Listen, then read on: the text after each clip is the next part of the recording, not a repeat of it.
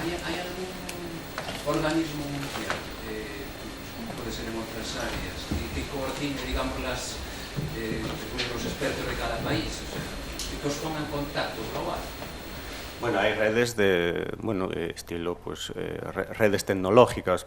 Bueno, en concreto no conozco una que integre a todas las que puedan ser todas organizaciones nacionales, pero bueno, es posible que a nivel individual pues sí que haya, no te sé decir.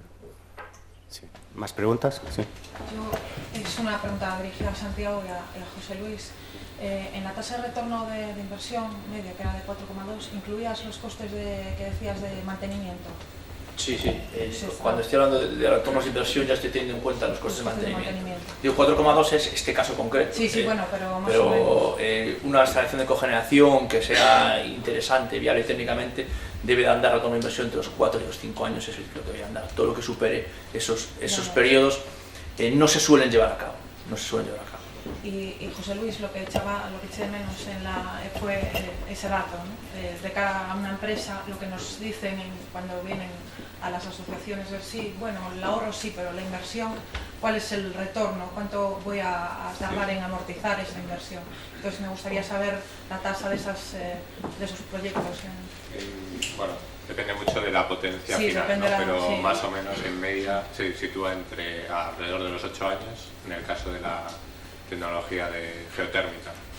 Una opción interesante que se puede barajar en el caso de implementación de geotermia es mantenimiento de la instalación anterior y de esa manera la dimensión de la parte geotérmica es menor y la parte más costosa, que es la de captación para realizar los pozos de 100 metros de profundidad, pues la disminuir, ¿no? Eso se ha hecho, por ejemplo, en el caso de la Universidad de Vigo, en el que de la instalación anterior se mantuvo una de las bombas de calor que había, aire-agua, se aprovechó y esa bomba cubre los picos de demanda, ¿no? Que en la monitorización que estamos llevando a cabo, pues hemos visto que esos picos de demanda no suponen están entre el 15-20% del total del funcionamiento, ¿no? Entonces, una solución que vemos desde Energylag que puede ser rentable en algunas instalaciones de climatización son los sistemas híbridos, ¿no? Pero bueno, concretando en tu pregunta, pues el periodo de retorno actual se mantiene en torno a 8 años, sin subvención. Si luego aplica subvenciones, pues tiene Sí, otra pregunta por allí, por favor. Me dice José Luis, en estos sistemas de pozos, obviamente es muy costoso hacer un pozo de 120 metros de profundidad. ¿Se aprovecha el agua que se encuentra ahí abajo o se trata de un circuito cerrado que bombeo agua abajo y luego lo subo otra vez? En el caso de estas instalaciones son circuitos cerrados, pero hay otras instalaciones de geotermia que utilizan circuito abierto y ahí digamos que no es que aproveches el agua que hay abajo, sino que en función del terreno que tengas, tu instalación va a ser más o menos eficiente. En el caso, por ejemplo, que presentaba de Bayona, como está cerca del mar, el nivel freático es muy alto y probablemente ese es uno de los factores que la hace muy eficiente, que tiene una corriente de agua subterránea que hace que la captación sea más eficiente. Yo conozco estos sistemas de Alemania que obviamente tienen unas temperaturas bastante más bajas que en la zona donde está instalado actualmente. Y ahí en muchos casos no hacen pozos de 120 metros de profundidad, sino simplemente una red subterránea en una profundidad de aproximadamente 1 metro. Sí, y tiene valores muy parecidos, también la temperatura media siempre ronda por 8 grados en esta profundidad. Sí. Entonces, ¿cuál es la razón? Porque obviamente es más costoso, porque solamente hay algunas empresas especializadas que pueden hacerlo, mientras una profundización de 1 metro puede hacer cualquier contratista. La solución técnica final depende del problema que tengas, ¿no? Ahí, en España también existen instalaciones que utilizan esas captaciones a escasos metros del suelo. Por lo que yo sé, suelen ser de aire, no con fluido, pero bueno, también hay con agua, bien. Pero el utilizar una u otra depende un poco de la apuesta. Habría que hacer un estudio de viabilidad, como nos comentaban en el caso de cogeneraciones, y decir, mi respuesta térmica en este terreno, en qué rango se sitúa, la demanda térmica que tengo en el edificio, en qué rango se sitúa. Ahí puede ser importante, por ejemplo, que probablemente en Alemania los edificios tienen una demanda térmica, entre comillas, menor, o sea, los aislamientos son mejores, y para temperaturas exteriores más bajas necesitas menos calefacción. Que a lo mejor en zonas más cálidas como España, donde los aislamientos no se han cuidado tanto hasta el momento, pues sí que es puede ser más rentable hacer pozos más profundos, ¿no? Y una captación que te garantice al final la ventaja la ventaja de la bomba de calor geotérmica es que funcionas con un foco térmico a una temperatura constante, y eso es lo que hace que la bomba de calor en sí sea más o menos eficiente. Entonces la solución técnica en cada caso hay que estudiarla. Sí. Otra pregunta, Vanessa. ¿Es posible la cogeneración con combustibles ecológicos, como la astilla o...? Sí.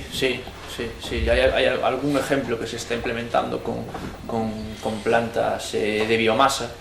En concreto hay una tecnología para plantas de microcogeneración que es bastante interesante, con motores que están quemando, pues al final pellets, astillas, briquetas, el combustible.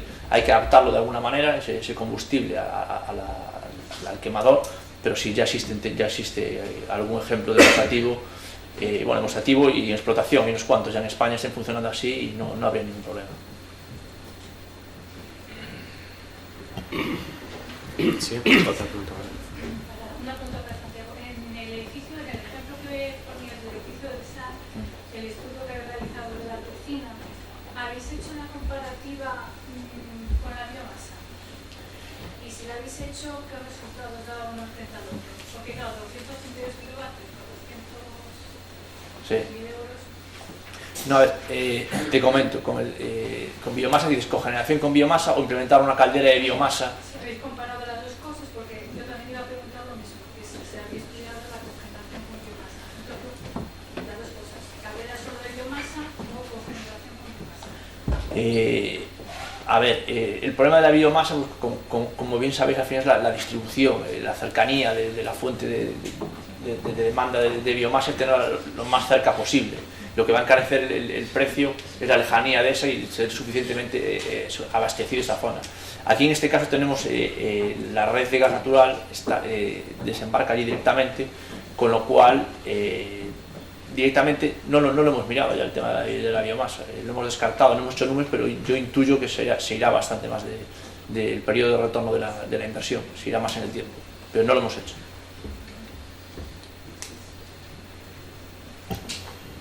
¿Más preguntas?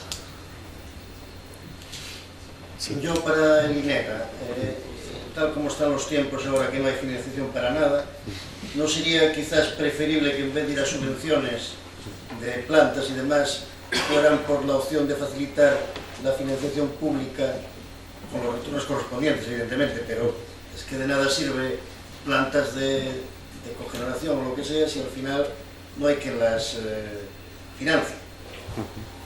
Eso es lo que está pasando. Sí, incluso en algún momento pues han hecho iniciativas, por ejemplo, con el Banco de Crédito Local, pues para financiar cambios de alumbrados públicos, se ha financiado, y la verdad es que no dieron muy buen resultado. Sí que es cierto que a lo mejor pues en el momento actual y buscando mecanismos más flexibles pues pueda ser una buena solución, desde luego. Sí. Sí, podríamos valorarlo. Claro, es que yo creo que es preferible, es decir, dar el soporte para que entren financiadores que no subvenciones a fondo perdido, digamos. Sí. Tenemos un Aparte poco... es la forma de que lo que se haga en condiciones, porque tiene que ser rentable, ¿no? Sí, tenemos unas limitaciones también en la mayoría de las ayudas que limitamos, que es el origen de los fondos en sí, ¿no? En parte son programas que vienen dirigidos por el IDAE, por el Instituto para la Diversificación y Ahorro de Energía, que sí que es cierto que nos da unas libertades para la gestión, pero las pautas generales vienen trazadas. Entonces también es cierto que no tenemos toda la independencia que nos gustaría, pues a veces para buscar las soluciones que consideramos más oportunas. Sí. Siento, no puedo responder otra cosa, pero no depende. Sí, lo que sí tengo que comentar que ahora, como está naciendo en auge el tema de las empresas de servicios energéticos, existen inversores privados que están interesados en acometer inversiones y explotar las instalaciones, o sea, condicionadas a la explotación de ellas, de fuentes de generación de energía de estas características, fuentes acogidas al régimen especial. Existen inversores privados que están interesados. Nadie habla de lo que supone todo este ahorro para el que más inversión puede realizar generalmente, que es el productor eléctrico, los grandes generadores. Es decir, no se casa en ningún momento el interés del gran generador, que es el que va precisamente a perder el ahorro que hacemos todos como ingreso, para que sea el que genere a su vez una posibilidad de inversión. Es decir, si nos convertimos todos en microgeneradores, el gran generador pierde su negocio, ¿no? Y es el gigante el que maneja la inversión realmente, ¿no? Porque el gas natural tiene 1.100 millones de euros en los próximos 2 años de inversión en esta comunidad. ¿Cómo se puede precisamente casar esos intereses para que ese inversor lo haga precisamente en microgeneración? Es decir, nos puede ayudar a todos a microgenerar, de manera que tienen con ello también, porque sí. Bueno, varios aspectos, ¿no? En una charla que le escuchaba yo hace poco, pues precisamente a ponentes de gas natural, decían que a ellos lo que les interesaba era clientes rentables, ¿no? Clientes que fuesen competitivos, porque eso garantizaba que el consumo se iba a continuar, ¿no? Estamos ya pues, en un mundo en el que tienes que optimizar tus costes. Si realmente eres un gran consumidor y no utilizas energéticamente bien, o sea, no utilizas con eficiencia energía, pues posiblemente dentro de poco estés fuera del mercado y dejes de consumir, ¿no? Entonces, lo primero, a las empresas les interesan clientes eficientes porque son los que van a continuar consumiendo, ¿no? El caso concreto de gas natural, pues tampoco dejaría de vendernos, porque un poco incidía Santiago que la mayoría de las cogeneraciones que se están instalando nuevas son con gas natural y lógicamente a alguien le tienes que comprar el gas natural, ¿no? Y en tercer lugar, un poco sí que a lo mejor falta en esta jornada pues una visión de lo que es la evolución del consumo mundial, ¿no? Pues si vemos la trayectoria del último siglo, pues con un pequeño estancamiento en los últimos años debido a la bajada de la actividad económica, pero el incremento de consumo tanto eléctrico como de combustibles es constante. O sea, digamos que estas empresas, pues bueno, tienen un consumo creciente hasta el momento continuado y constante, ¿no? No sé si con esto respondo. Es que yo estoy también pensando en algo que es tan ridículo, pero al mismo tiempo, por muchísimas veces, como el impedimento que te pone la distribuidora, ya sea Iberdrola, Fenosa o quien sea, cuando tú quieres inyectar esa potencia que quieres vender a la red, resulta que tu transformador no funciona lo suficiente, claro, tiene que cambiarlo, etc. No le interesa, es decir, claro, es un negocio que no le interesa, es una inversión que no le interesa y no hay nada que provoque que lo tenga que hacer. O sea, entre comillas, lo hay, pero no funciona. Evidentemente ellos son reticentes. No están casados. Claro. Evidentemente ellos son reticentes también en parte por motivos de seguridad, ¿no? Hasta ahora pues la red eléctrica pues era de ellos y si ellos desconectaban pues la generación o desconectaban una línea en un punto determinado, sabían con seguridad que por ahí no estaba viajando energía eléctrica pues para sus trabajos de mantenimiento, etcétera. En la situación en la que estamos ahora, pues con una distribución o con una generación más distribuida, tanto de instalaciones fotovoltaicas como de cogeneraciones, pues puede suceder que ellos corten todas sus protecciones y pues alguien esté metiendo energía eléctrica a la red, ¿no? Hay que entender estas posturas, pero bueno, sí que es cierto que tienen que ir cambiando de mentalidad, ¿no? Y facilitando pues esta generación. De hecho, la legislación va en este sentido y da acceso preferente. Lógicamente, en un punto concreto, ellos son los que manejan la información. Si te dicen que no hay capacidad de interconexión, pues rebatirlo es un tema arduo, ¿no? Efectivamente, pero bueno, hay que tender pues, a que la administración poco a poco pues, tenga mayor información de esa capacidad de interconexión y que haya, digamos, un juez neutral que facilite esas interconexiones, ¿no? Sí, ¿más preguntas? Un poco relacionado con lo que es la energética, la biomasa. ¿Existe alguna línea de trabajo o algún plan en el INEGA relacionado, por ejemplo, con Consellería de Medio Rural, respecto a lo que significa el sector forestal en Galicia y lo que supondría un plan estratégico de aprovechamiento del mismo para lo que es biomasa? Porque asistimos todos los años a la penuria de contemplar una quema ingente de biomasa sin aprovechamiento. Sí, bueno, ahí hay un conflicto de competencias entre varias consellerías, pues quien lleve medio rural, quien lleve temas energéticos. Sí que es cierto que bueno, el INEGA pues está finalizando un proyecto que se llama ESOL, que precisamente lo que ha hecho pues ha instalado tanto en el norte de Portugal como en el sur